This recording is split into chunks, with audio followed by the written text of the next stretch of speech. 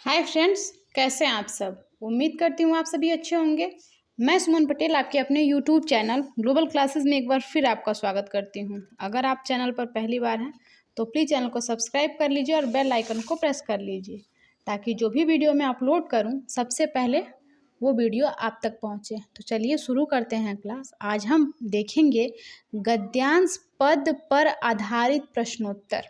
ठीक है बच्चों, देखिएगा हमने यहाँ पे लिखा है कि अपने 6 नंबर पक्के करें। अगर आप इस वीडियो को पूरा एंड तक देख लेते हैं तो आपके 6 नंबर पक्के होने ही हैं। ठीक है, तो चलिए शुरू करते हैं। हमने 2 क्वेश्चन कंप्लीट कर लिया है। अब देखेंगे तीसरा नंबर क्वेश्चन। तो क्वेश्चन है आपका कि निम्नलिखित गद्यांशों में से किसी एक के नीचे दिए गए प्रश्नों के उत्तर दीजिए। देखिए गद्यांश जो दिया गया है इसमें से किसी एक का ही उत्तर देना है। ठीक है, हमने 3 गद्यांश लिए हैं लेकिन आपको किसी एक का ही उत्तर देना है। ठीक है बच्चों, तो चलिए देखते हैं। और गद्य और पद्य का अंतर समझ लीजिए। सबसे पहली बात गद्य और पद्य का। ठीक, देखिए गद्य जो हिंदी में लिखा होगा वो गद्य होगा और जो संस्कृत में लिखा होगा वो पद्य होगा। ठीक है, तो यहाँ पे आप कंफ्यूज मत होइएगा कि गद्य कौन सा है और पद्य कौन सा है। ठीक है बच्चों, तो चलिए क्वेश्चन को देखते हैं। तो क्वेश्चन है आपका कि आज विज्ञान मनुष्य के हाथों में अद्भुत और अतुल शक्ति दे रहा है। उसका उपयोग एक व्यक्ति और समूह के उत्कर्ष और दूसरे व्यक्ति और समूह के गिराने में होता ही रहेगा। इसलिए हमें उस भावना को जागृत रखना है और उसे जागृत रखने के लिए कुछ ऐसे साधनों को भी हाथ में रखना होगा जो उस हिंसात्मक त्याग भावना को प्रोत्साहित करे। ठीक है, अब देखिएगा यहाँ तक जो है रेखांकित है, यहाँ से रेखा नहीं खींची गई है। कहाँ तक? यहाँ तक। देखिए प्रोत्साहित करे, उसके बाद से और भोग भावना को दबाए रखे। क्लियर हुआ यहाँ तक? अब देखिएगा नैतिक अंकुश के बिना शक्ति मानव के लिए हितकर नहीं होती। वह नैतिक अंकुश यह चेतना या भावना ही दे सकती है। वही उस शक्ति को परिमित भी कर सकती है और उसके उपयोग को नियंत्रित भी। ठीक है बच्चों, अब देखिए इतना जब आप गद्य पढ़ेंगे तो आपको इसमें से मिलेगा 3 क्वेश्चन और तीनों क्वेश्चन जो होगा ये आपका होगा 2-2 नंबर का। ठीक है, तीनों क्वेश्चन आपका 2-2 नंबर का बनेगा। अब आप 2 + 2 + 2 करके आपका बनेगा 6 नंबर। ठीक है बच्चों, तो चलिए देखते हैं क्वेश्चन को आगे हम सॉल्व करते हैं। क्वेश्चन बनेगा कैसे। प्रस्तुत गद्यांश का संदर्भ लिखिए अथवा गद्यांश के पाठ और लेखक का नाम लिखिए। पहला क्वेश्चन आपका ये बना। अब देखिएगा अगला क्वेश्चन, रेखांकित अंशों की व्याख्या कीजिए। अभी हमने आपको बताया कि यहाँ पे रेखांकित जो अंश हैं तो यहाँ पे 2 रेखांकित अंश बन रहे हैं, एक तो पहला और एक दूसरा। ठीक, अगला देखिएगा विज्ञान द्वारा प्रदत्त शक्ति का प्रयोग किस प्रकार से हो सकता है, इसकी शक्ति का प्रयोग किस भावना से किया जाना चाहिए। तो क्वेश्चन बहुत ही इजी है, बहुत ही ज़्यादा इजी है। अगर आप इसको समझते हैं अच्छे से तो क्वेश्चन आप एकदम बिल्कुल इजीली तरीके से कर लेंगे। ठीक है बच्चों, तो चलिए सबसे पहले हम चलते हैं पहले क्वेश्चन की तरफ।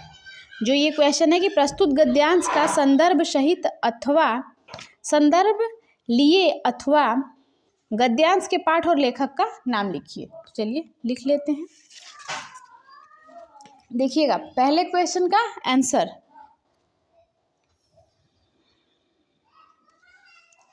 क्वेश्चन का आपका आंसर है। सबसे पहले हमको संदर्भ पूछा है तो संदर्भ हमने यहाँ पे लिखा है। प्रस्तुत गद्यांश हमारी पाठ्य पुस्तक हिंदी के गद्य खंड में संकलित डॉक्टर राजेंद्र प्रसाद द्वारा लिखित भारतीय संस्कृति नामक पाठ से लिया गया है। ये आपका पहला का आंसर हो जाएगा। बस इतना ही आंसर बनेगा उसको, क्योंकि हमको बस क्या करना है, हमको उसका संदर्भ लिखना है। ठीक है बच्चों, संदर्भ लिखना है, पाठ का नाम लिखना है और लेखक का नाम लिखना है। ठीक है बच्चों, तो चलिए आगे देखते हैं। देखिएगा इसमें पाठ का नाम क्या है ये भी आप उसको ध्यान दीजिएगा।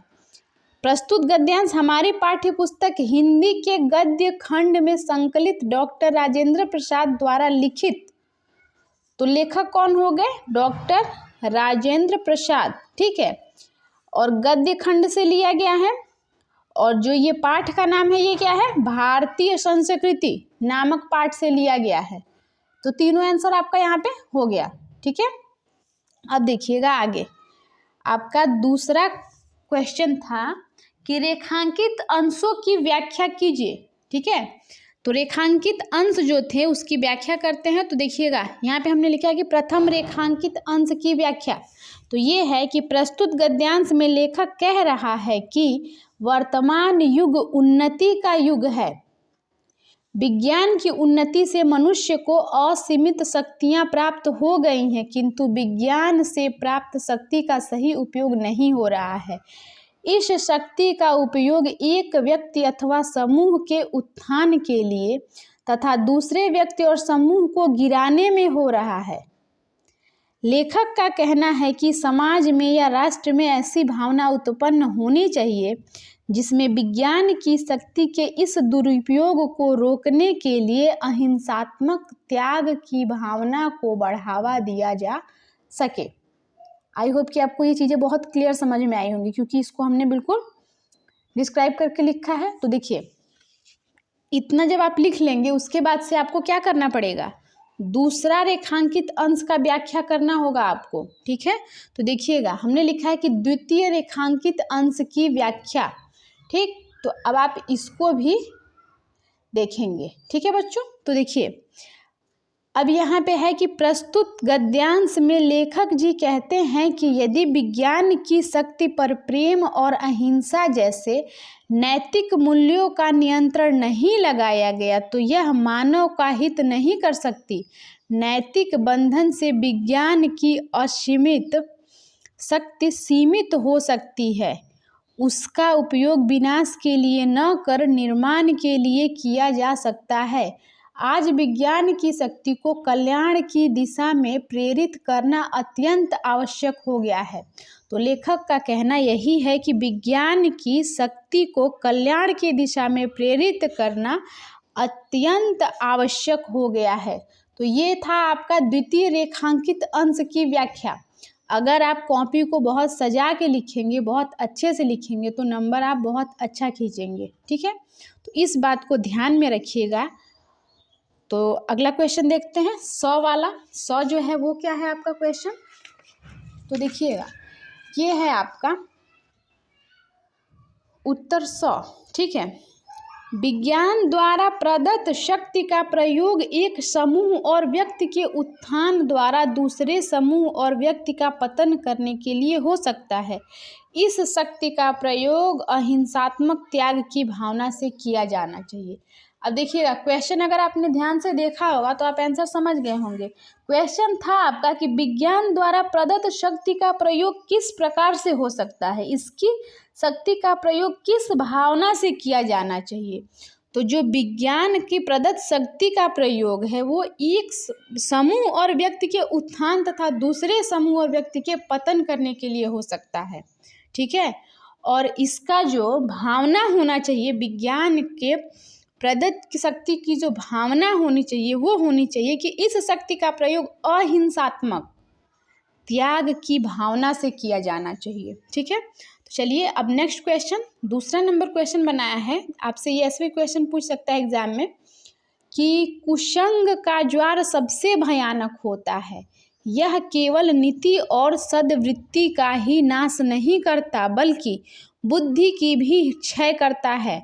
किसी युवा पुरुष की संगति यदि बुरी होगी तो वह उसके पैरों में बंधी चक्की के समान होगी जो उसे दिन दिन अवनति के गड्ढे में गिराती जाएगी, और यदि अच्छी होगी तो सहारा देने वाली बाहु के समान, बाहु मतलब हाथ बोला गया है, भुजा, ठीक है, बाहु के समान होगी जो उसे निरंतर उन्नति की ओर उठाती जाएगी। अब देखिएगा इसमें जो है आपका, इसमें भी 3 क्वेश्चन बना है कि प्रस्तुत गद्यांश का संदर्भ लिखिए, दूसरा बना है कि रेखांकित अंशों की व्याख्या कीजिए, और तीसरा बना है कि कुसंग का क्या प्रभाव होता है। अब देखिएगा यहाँ पे हमने लगाया है कॉमा, ठीक है, तो यहाँ से आपका जब कॉमा लगा है तो ये अलग रेखांकित अंश है और यहाँ से जो है अलग रेखांकित अंश है। ठीक है बच्चों, चलिए हम आगे इसको देखते हैं कि ये जो होगा इसका आंसर कैसे लिखेंगे आप। ठीक है, तो देखिए अगर आप 90% लाना चाहते हैं तो आपको ये चीज़ें बिल्कुल क्लियर देखनी होगी और एंड तक वीडियो को देखना होगा, तभी आपको ये चीज़ें समझ में आएंगी, नहीं तो फिर वो आपकी जिम्मेदारी है। ठीक है, तो चलिए देखिए क्वेश्चन को। क्वेश्चन आपको दिखा दिया है, आंसर देखेंगे। उत्तर अ, संदर्भ पूछा था हमने, संदर्भ लिखा है। देखिए संदर्भ आपको बस ऐसे ही बस 2 लाइन में लिखना है, इससे ज़्यादा नहीं लिखना है, क्योंकि ये कितने नंबर का है, 2 नंबर का ही है, तो 2 लाइन इसके लिए काफ़ी है कि प्रस्तुत गद्यांश हमारी पाठ्य पुस्तक हिंदी के गद्य खंड में संकलित आचार्य रामचंद्र शुक्ल द्वारा लिखित मित्रता पाठ से लिया गया है। अब आप सोचेंगे कि इतना मतलब छोटा छोटा दे रहा है तो हम उसको कैसे कैप्चर करेंगे, तो ये आपके ऊपर निर्भर करता है। अगर आपने सारा चैप्टर ध्यान से पढ़ा है तो आप बिल्कुल थोड़ा सा पढ़ेंगे तो आपको पता चल जाएगा, आपके ध्यान में आ जाएगा कि वो जो गद्यांश है वो किस चैप्टर से लिया गया है और उसके लेखक कौन है। ठीक है, तो चलिए देखिएगा, प्रस्तुत गद्यांश हमारी पाठ्यपुस्तक हिंदी के गद्य खंड में संकलित आचार्य रामचंद्र शुक्ल द्वारा लिखित मित्रता पाठ से लिया गया है। ठीक है, अब देखिएगा आगे, अब ये उत्तर ब व्याख्या कर रहे हैं हम। ठीक है, तो जो व्याख्या है ये क्या है, प्रस्तुत गद्यांश में शुक्ल जी कहते हैं कि बुरी संगति घातक बुखार के समान होती है। ठीक है, प्रस्तुत गद्यांश में शुक्ल जी कहते हैं कि बुरी संगति घातक बुखार के समान हानिकारक होती है। जिस तरह कोई व्यक्ति भयानक ज्वर से ग्रसित हो तो वह ज्वर उसके शरीर और स्वास्थ्य को नष्ट कर देता है तथा कभी कभी प्राण भी ले लेता है, ठीक उसी प्रकार बुरी संगति हमारी नैतिकता, सदाचार, मन तथा बुद्धि को नष्ट कर देती है। ठीक है, ये तो आपके पहले लाइन का व्याख्या था, जहाँ से कॉमा लगा है वहाँ से हम पैराग्राफ चेंज कर लेंगे। अब देखिए, मानव जीवन में युवा अवस्था सर्वाधिक महत्वपूर्ण होती है। कुसंगति किसी युवा मनुष्य की सारी प्रगति को उसी तरह रोक लेती है जिस तरह पैर में बंधा हुआ भारी पत्थर किसी व्यक्ति को आगे नहीं बढ़ने देता है, वरना प्रायः उसे गिरा देता है। ठीक है, इसी प्रकार कुसंगति में लिप्त मनुष्य का पतन होने लगता है और वह दिन प्रतिदिन पतन के मार्ग पर अग्रसर होता रहता है। इसके विपरीत अच्छी संगति हमारे लिए एक ऐसा सुदृढ़ बाह अर्थात सहारा होती है जो हमें गिरने नहीं देती, अपितु उन्नति के पथ पर निरंतर आगे बढ़ती है और जीवन को शुद्ध, सात्विक तथा उन्नत बनाती है। आई होप कि ये चीज़ें आपको बिल्कुल क्लियर समझ में आ रही होंगी। चलिए अगला देखिएगा, उत्तर 100 क्वेश्चन था आपका कि कुसंग का क्या प्रभाव होता है। कुसंग, तो कुसंग का भयानक प्रभाव होता है। यह मनुष्य की नैतिकता और अच्छे आचरण को नष्ट कर देता है। इसके साथ साथ वह उसकी बुद्धि का भी क्षय करता है।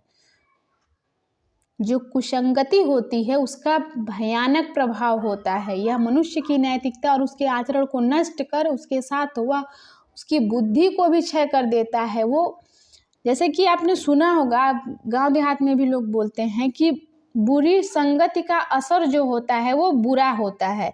तो ये कुसंग यानी कि संगति, बुरी संगत की बात हो रही है। अगर आपके मित्र बुरे हैं तो आप पे बुरा प्रभाव पड़ेगा ही पड़ेगा, क्योंकि अगर उनमें बुराइयां भरी पड़ी हैं तो वो आपको बुराइयां ही सिखाएंगे, अच्छी चीज़ें नहीं सिखा पाएंगे। और आप लाख अच्छे हैं, थोड़ी देर के लिए आप में थोड़ी बहुत बुराइयां अगर आप गलती नहीं भी करते हैं, क्योंकि वो कहते हैं ना कहावत कि एक मछली पूरे तालाब को गंदा कर देती है, तो वैसे जब कुसंग रहेगा तो उसका प्रभाव बहुत ही भयानक होगा। आप इस हिसाब से भी इस आंसर को लिख सकते हैं। अगर आपने उसको पढ़ा है अच्छे से ध्यान से तो आपको ये लिखने में बिल्कुल दिक्कत ही नहीं होगी और आप 6 नंबर अपने पक्के करके ही आएंगे एग्ज़ाम में। चलिए नेक्स्ट क्वेश्चन देखिएगा। तीसरा नंबर एक क्वेश्चन बना है। देखिए आपसे 3 गद्य देगा, उसमें से किसी एक ही का आंसर लिखना है आपको। तो देखिए ये है आपका तीसरा। जब एक बार मनुष्य अपना पैर कीचड़ में डाल देता है तब फिर यह नहीं देखता कि वह कहाँ और कैसी जगह पर पैर रखता है। धीरे धीरे उन बुरी बातों में अभ्यस्त होते होते तुम्हारी घृणा कम हो जाएगी, पीछे तुम्हें उनसे चिढ़ न मालूम होगी। क्योंकि अब देखिएगा यहाँ तक ही जो है अंडरलाइन किया गया है, यहाँ तक रेखांकित है, अब यहाँ से रेखांकित नहीं है।